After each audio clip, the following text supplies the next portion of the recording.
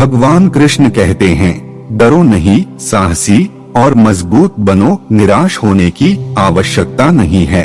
मैं हमेशा तुम्हारे साथ हूँ, तुम जहाँ भी रहोगे मैं तुम्हारी मदद करूँगा। डरना मानवीय है, लेकिन हमें डर पर काबू पाना चाहिए। जब हम डरते हैं तो हम अकर्मण्य हो जाते हैं और अपने लक्ष्यों को प्राप्त करने में असमर्थ हो जाते हैं। हमें साहसी और मजबूत बनने की जरूरत है ताकि हम अपने डर का सामना कर सकें और अपने लक्ष्यों को प्राप्त कर सकें। निराशा एक सामान्य भावना है, लेकिन हमें निराश नहीं होना चाहिए।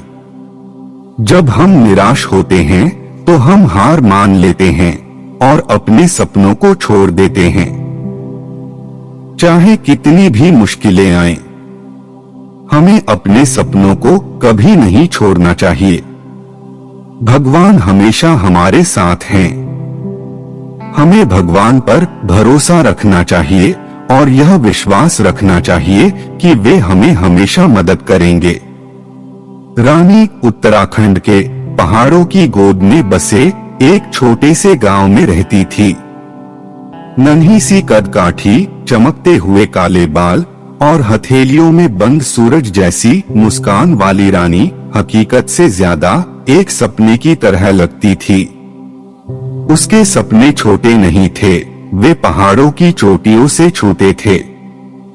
रानी गायिका बनना चाहती थी। उसकी आवाज में बयार की सिरगोही और झरने की कलकल इतनी खूबसूरती से बजती थी कि पेड़ पौधे झूम उठते।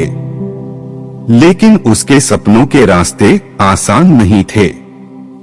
हर कदम पर नकारात्मकता के पहाड़ खड़े थे। लड़की होकर गायिका, हवाओं में महल बना रही हो। कुछ लोग बुदबुदाते तो कुछ लोग धर्मशास्त्रों का हवाला देते, लेकिन ये पत्थर रानी के हौसले को और मजबूत कर देते। हर सुबह सूरज के साथ उसकी आवाज भी जगती, जंगल में गूंजती।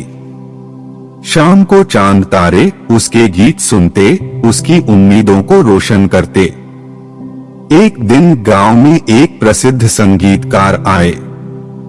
उन्हें सुनने के लिए सारा गांव उमड़ पड़ा। रानी भी आकर एक पेड़ के पीछे छिप गई। जैसे ही संगीतकार ने गाना शुरू किया, रानी की सांसें थम सी गईं।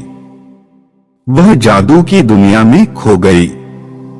गाना खत्म होने के बाद भी वह वहीं खड़ी रही, खोई खोई सी। तभी उसकी नन्ही उंगली किसी ने पकड़ ली। वह डर से कांपती हुई पीछे मुड़ी तो उसकी आंखें संगीतकार से जा टकराईं। उनकी आंखों में रानी ने प्रोत्साहन की चमक देखी। तुम गाती हो? संगीतकार ने पूछा। रानी की आवाज गले में फंस गई। वह घबरा रही थी। वह धीरे से हाँ में हिली। संगीतकार ने उसे बाहर आने को कहा। डरते डरते वह पेड़ के पीछे से निकली। उसकी हर सांस में कंपन था, लेकिन जैसे ही उसने गाना शुरू किया, वह कमरे में समा गई। उसके गीत में पहाड़ों की शांति, नदियों का बहाव, पेड़ों का सरसराहट, सब कुछ घुल मिल गया। संगीतकार मंत्रमुग्ध हो सुनते रहे। गाना खत्म होने के बाद उनके चेहरे पर एक अजीब सी रोशनी थी। तुम्हारे अंदर जादू है बच्ची, उन्होंने कहा। उसे बाहर निकालो, उसे दुनिया को दिखाओ। मैं तुम्हारी मदद करूंगा। उस दिन से रानी की जिंदगी बदल गई। संगीतकार के मार्गदर्शन में उसने कड़ी मेहनत की। रियाज के घंटे कभी बोझ नहीं बने। हर स्वर में वह अपने सपनों को गूंथती गई। धीरे धीरे वो नन्ही किरण बड़ी होती चली गई। शहरों के बड़े बड़े स्टेज पर उसकी आवाज गूंज उठी। उसने कई प्रतियोगिताएं जीती, लाखों दिलों को छुआ। लेकिन उस चोटी पर पहुंचने के बाद भी रानी की जमीन नहीं छूटी। वह जानती थी कि यह सब उसी नन्ही किरण की बदौलत है जिसने हार ना मानने का हौसला दिया था। वह अब उन नन्ही नन्ही लड़कियों के लिए मिसाल बन गई थी जो बड़े सपने देखने में डरती थीं। रानी की कहानी हमें सिखाती है कि डर की छाया में भी उम्मीद की किरणें जन्म ले सकती हैं। हमें बस उन किरणों को थामे रहना है, हर मुश्किल का सामना करना है और अपने सपनों को पंख लगाने हैं। रानी का सफर यहीं खत्म नहीं होता। एक दिन अंतर्राष्ट्रीय स्तर पर गायन की एक प्रतिष्ठित प्रतियोगिता का ऐलान हुआ। संगीतकार ने रानी को इस प्रतियोगिता में भाग लेने के लिए प्रोत्साहित किया। शुरुआत में रानी थर्राई।